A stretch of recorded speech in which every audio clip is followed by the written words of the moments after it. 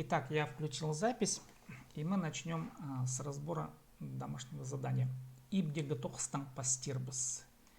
Так, Сарина. Ибде готовс. Мана. Аффикстер. Так. Жаже. Ну вот, давай зачитаем. Миным сыным пржус иликже сантиметр полща. Грамматически все правильно, верно. Пржус иликже сантиметр полща. Так, дальше. Палылар палгыстырже шугурырга хыншалар. Тоже верно. Так, палылар дети. Палгыс это грязь, да. Палгыстырже по грязи, шугурырга бегать хыншалар любят.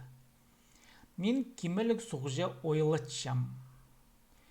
Кимелик сугже, так я кимелик на лодке. Сугже по воде ойлатчам.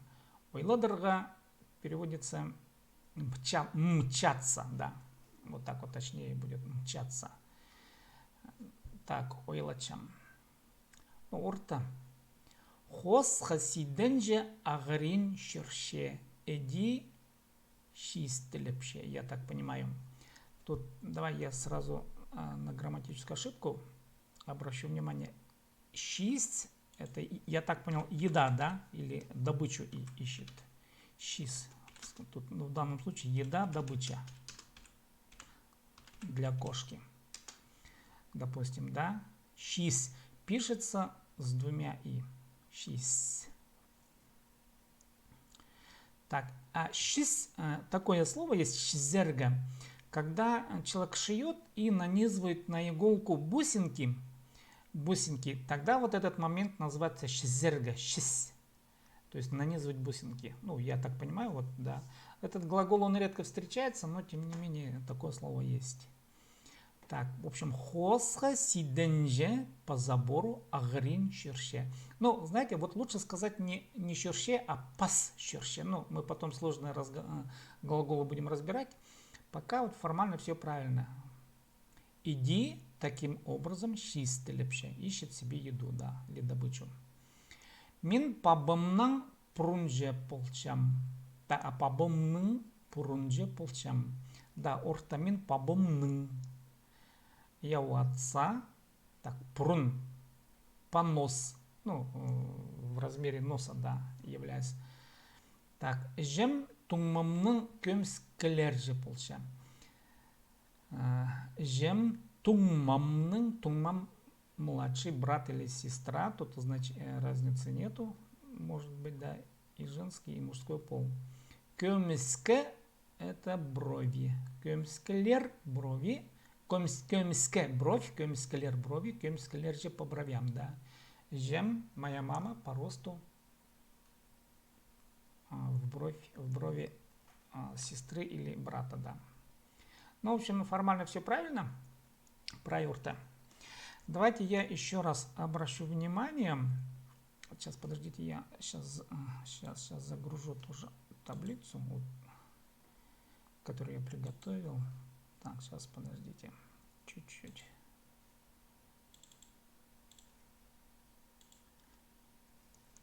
Я там уточню по аффиксам еще раз, по как раз вот этим аффиксам жаже, щаще,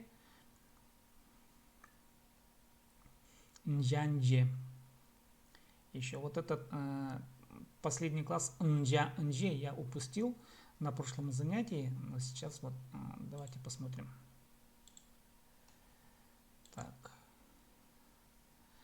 Ну вот, сейчас подождите, перелистну. Ну вот смотрите еще раз, давайте по сравнительному падежу. Вот жаже, да, вы должны видеть, примыкает к звонким. Пурунжа, да, вот да, вчера рассматривали у Карины, пурунжа понос, да, хамагмжа, вот, жаже к звонким, чаче примыкает к глухим, а нже примыкает к гласным. Например, тахры, тах гора, хры буквально вершина горы, да, и когда мы говорим по вершине горы, допустим, что-то идет, тахры. Сейчас я пропишу. Таг. Хры – это вершина горы. Так. Тагхры – вершина горы. Вот, да, вот смотрите. Тагхры – вершина горы. А теперь, если мы хотим сказать по вершине горы, ну, допустим, облака, плывет облако, да, или облака плывут. Тагхрынже. Вот тут нужен аффикс «нже». Тагхрынже пулуттар ирче, допустим, да, пулут это облако, пулуттар ирче, проходят облака, але или пулуттар щусще. Пулуттар щусще, плывут облака. Облака плывут. Облака плывут. Вот таким образом, да. Тагхрынже пулуттар щусще. Вот тогда нужен нджа. Ну и смысл аффиксов. Еще раз, когда мы обозначаем вдоль чего-то, да, идет движение, тогда жа-же, вот эти аффиксы. И эти же аффиксы, они могут иметь значение в сравнении. Вот, да, вот мы читали у Сарина, да, прунже, допустим, хамагнже, да, или тюзекше, тюзегмже, да, вот по колено. Харном же, по живот мой, допустим, да, ну и так далее. В общем, вот эти два аффикса употребляются вот в этих случаях. Так, теперь следующий аффикс, причинный падеж. Дангар-денгер, тангар-тенгер, нангар-ненгер. Ну, теперь понимаете, дангар-денгер примыкает к звонким, да, дангар к твердой основе, денгер к мягкой. Тангар-тенгер к глухой основе, нангар-ненгер примыкает к сонорным. Помните, всегда н всегда имеет отношение к сонорным трем звукам н, да. И вот смотрите, какое теперь значение имеют эти аффиксы. В русском языке вот эти аффиксы, они как раз точно соответствуют предлогу о. Ну, например, о человеке. Кзе денгер. О человеке. Саханчам кзиденгер. Думаю о человеке, допустим, да. Или пасщам кзиденгер. Пишу о человеке. Пасщам кзиденгер. О небе тигр денгер. О небе тигр денгер. О ребенке палы денгер. И, в принципе, запомнить, как бы, мне кажется, несложно. Имейте в виду, что вот этот предлог о, он точно соответствует именно вот этим аффиксам в хакасском языке. И еще второе значение этих же аффиксов имеет значение причины. Ну, например, из-за дождя. Нангмр дангар. И дальше уже можно выстраивать какое-то предложение. Сох тангар нангмр – это дождь. Да? Сох тангар – из-за холода. И опять выстраиваете какую-то логику. Да? Давайте мы вот эти вот предложения сейчас и рассмотрим. Я сейчас включу показать экран. И мы посмотрим. Сейчас, подождите, я сначала приготовлю, да. Так, сейчас, подождите. Так, показать экран. И вы сейчас должны видеть текст. Небольшой текст. Ну, небольшие тексты. Я приготовил тут предложение. Ну, допустим, давайте почитаем. Пукинде хнстангар.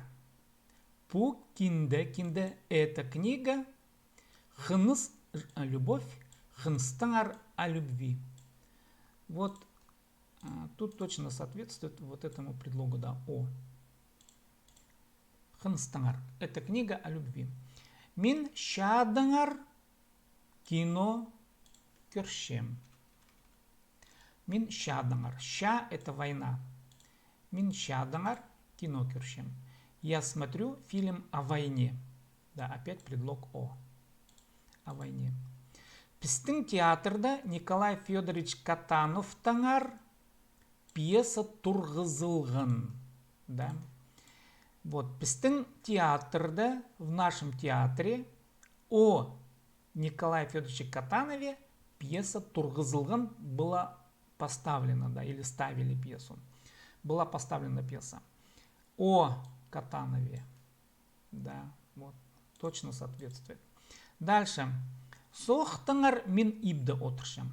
Это уже причина моего какого-то действия или отсутствия действия. Да, вот.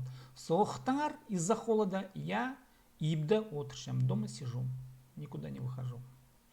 Или ахшам шохтангар мин амда тура алпулбинджам. Ну, довольно-таки важная причина для многих, да, и у кого нет дома.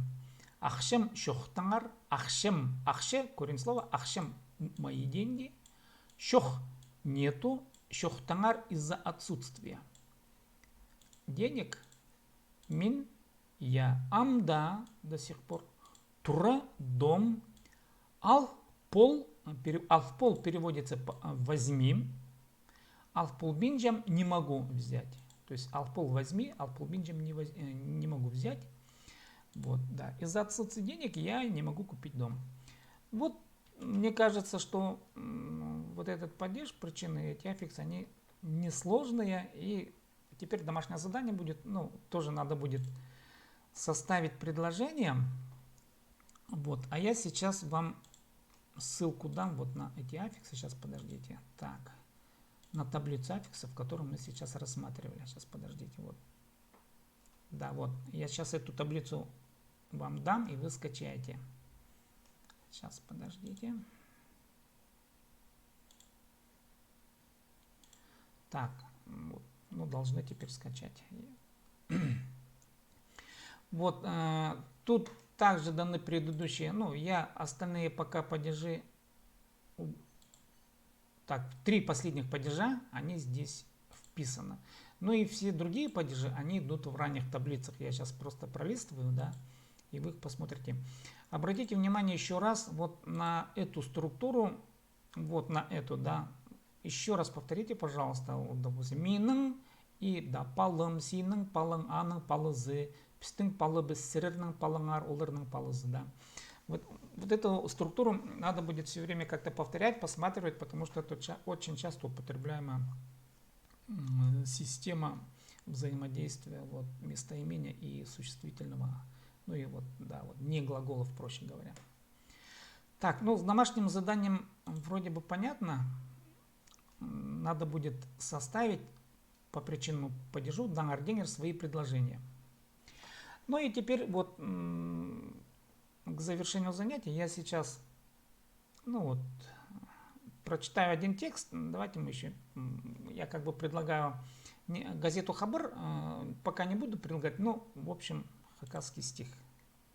Свои стихи, короче говоря, я предлагаю. Ну, знаете, вот, думаю, все-таки надо как бы не просто, при том, что мы сейчас изучаем простые, ну, да, учимся говорить или понимать простые вещи, тем не менее я даю некоторые сложные тексты, мне кажется, они, возможно, сложные, но сложные в том смысле, что идея, возможно, исполнения, она не совсем ясна иногда, но лексика, она доступна. И вот каким образом я, ну, в силу своих возможностей, допустим, да, использую хакасскую лексику, ну, где-то в ироничной форме, где-то так серьезно, допустим, да, и вот давайте сейчас я зачитаю еще один текст на хакасском языке. Я его писал в некоторой такой игровой форме, и давайте посмотрим, ну, вот манифест, да, некий манифест. Стихты сихтат. Ямпты аблып, радиоа ағылып, голышын пихтат, сайтыр атархып, газета хоптаныр, импектор хойрылып, ютубқа тықтылыр. Видео көрігілер стихтап тапсир, поэттернің көбі романнар көглер. Стихты сихтат, ямпты аблып, хакастап кибельсті, хакастап астап. Ну, вот такой стихотворный текст на хакасском языке. Ну вот давайте я сейчас буду разбирать слова. Если вам надо будет потом заучить, вы посмотрите видео, можете потом прокручивать, и на видео это все будет. Вот смотрите. Стихты сихтат. Что такое сихтат?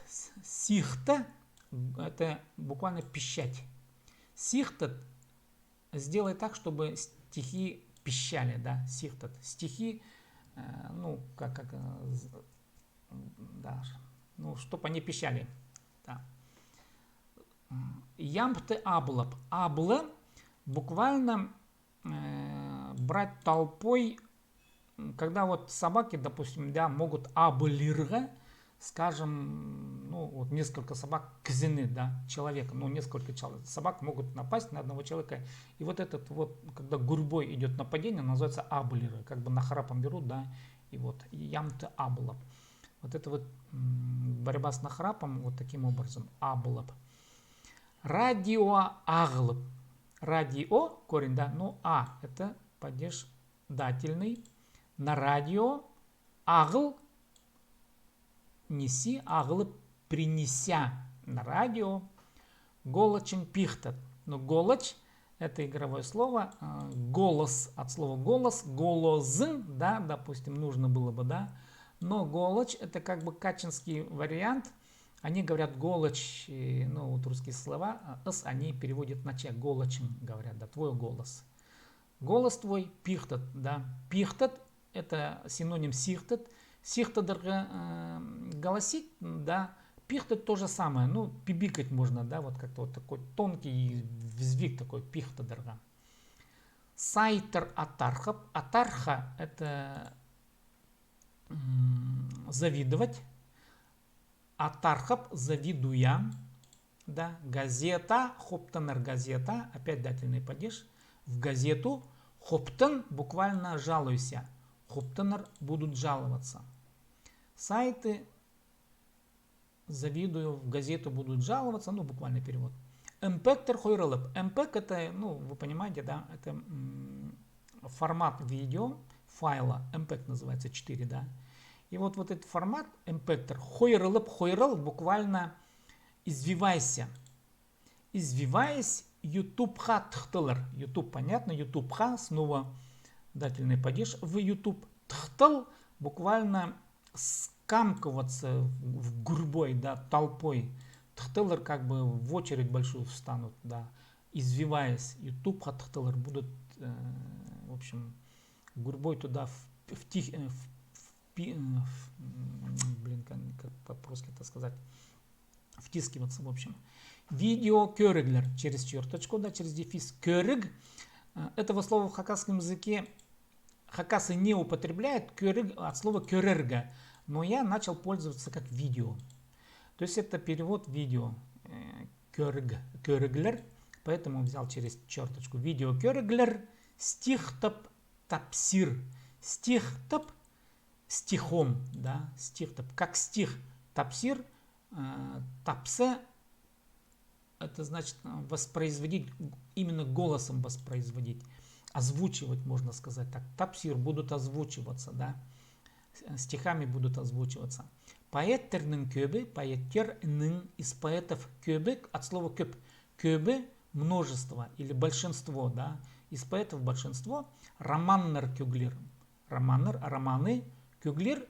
Буквально переводится, как будут петь песни, но в этом смысле еще это поэтическое значение, что будут писать и творить. Кюгле, роман Кюглига, творить романы, допустим, да. Стихты, сихтат, ну, опять идет повторение, да, сихтат, чтобы они пищали. Ямпты аблап, беря нахрапом ямбы. Хакастап, кибельстеп по-хакаски. Хакастап по-хакаски переводится. Кибельстем. Кибелис это стихотворение на хакасском языке. Кибельсте пиши стихами, в общем. Хакастап, кибельсте пиши стихи. Хакастап опять по-хакаски. Ас-тап. Ас это буквально род, да. Тап найди. То есть найди род по-хакаски. Ну вот ас это говорящий по-хакаски, да. Ну вот такой текст был. Конечно, вот вы, может быть, заметили, слева, да, с левого ряда идут русские слова. Везде стихты, ямты, радио, голочин, это все, да, сайтер, газета, эмпектор, ютубха. А справа идут хакасские слова. Вот такое было разделение, как бы задача была и манифест. И манифест это некоторое такое вот, ну, возвещение какой-то идеи, эстетики, да, и она написана в такой игровой форме, как бы, и вот, ну, в общем, таким образом написался текст у меня. Ну вот на сегодня вроде бы все. Сурулар парба.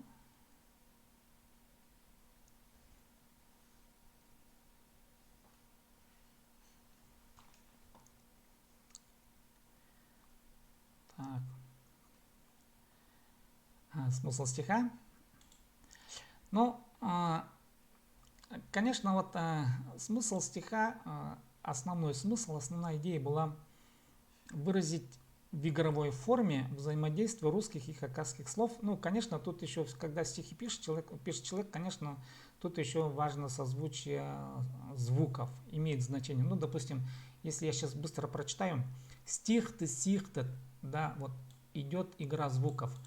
Стих-ты, стих-ты, это русское же слово, но оно в хакасском, то есть оно вошло в хакасский язык, да, в обиходе хакасского языка. Стих-ты, сих-ты. Идут хт повторяются, и т повторяются. Но сихтет это хакасское слово. Как бы, да, стихты, сихтет, ямбты, аблаб. Тут тоже идет повторение звуков. Ямб, аб, да. Но аблаб это уже хакасское слово, это ямб, да. Радио, аглаб. Тут как бы тоже идет звуковая игра созвучия. Радио, аглаб, голошин, пихтет. Ну, конечно, надо еще рифму выложить, да. Сайт, ратар, газета, хуптанар. Эмпектор хойралып, YouTube каттылар, видео көрігілер, стих тапсир, поэтернің көбі, романдар көбілер. Но дело в том, что еще в хакасском языке ритмика стиха, она, в общем, многие почему-то ударения не берут в расчет. Ну, это, есть такое понятие ямб, когда стих пишется с учетом ударений на четных слогах. Ну, допустим, в русском языке «я вас любил», «любовь», «еще», быть может, да. Потенциально ударение падает «я вас» на второй слог, «любовь» на четвертый и так далее. В хакасском языке ямбами никто не пишет. Вот. Я стараюсь как бы вот этот принцип силаботоники называется, ввести в хакасскую поэзию. Ну и вот таким образом, как бы тут еще вот, конечно, не только дело в словах, а еще в самой стихотворной форме. Допустим, если вы почитаете тот же Саргатуп Маймамны, да, который мы проходили, помните? Там вот Саргатуп Маймамны, Сайга Паспанды, Сурбас, Пансагам, Хазмны Албанды, Сарг, Шоргамнан Тфпеспин. Там другой строй стиха, там тахпах идет, и принцип рифмовки идет спереди, то есть рифмуются первые слоги. Это традиционная система хакасского стиха. Конечно, вот, когда вот, в хакасском языке ямбов, кроме у нас Баинова, Масей Романович Баинов, у нас такой величайший поэт, вот интересный, очень интересный, и вот он внес ямбы и упорядочил ударную систему, скажем тогда. Ну, это вообще отдельно долгий разговор, я думаю, может быть, потом можно будет сделать отдельное видео на эту тему. Ну, в общем, примерно я попытался как бы повторить принципы Масея Романовича Баинова. Ну, вот в такой игровой форме, скажем так, русских и хакасских слов. Так, сургулар барбам. Ну, в общем, если, ну, домашнее задание надо будет скачать вот эту вот последнюю таблицу, и вот в последней таблице можно будет вписать предложение, да, вместо вот этих вот, ну, в эти таблицы. Можно будет вписать предложение. Вот такое будет домашнее задание. Ще алгыс болсын. Спасибо, что пришли. Видео будет выложено. Также вот, как всегда. Но если вопросов нет, я теперь завершаю свое видео. Чем аным жухтар паза тугас ханжа. Так, тугас чабыс. Так, встречаемся в понедельник, да? В понедельник 8:30. Понедельник-то 6 отсте ирдем. На следующей неделе, я думаю, мы начнем изучать числительные, да, уже. И так, числительное, еще что-то хотел сказать, забыл.